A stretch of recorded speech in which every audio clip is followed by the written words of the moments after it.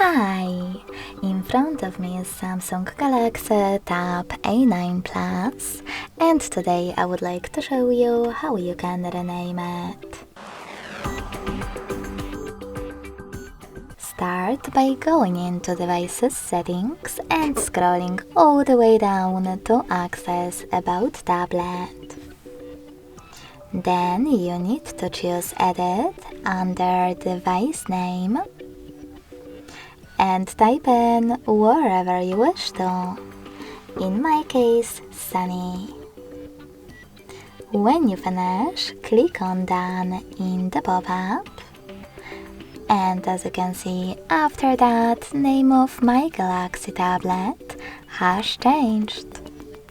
Thanks so much for watching. If you enjoyed this video, don't forget to leave a like, comment and subscribe. Bye!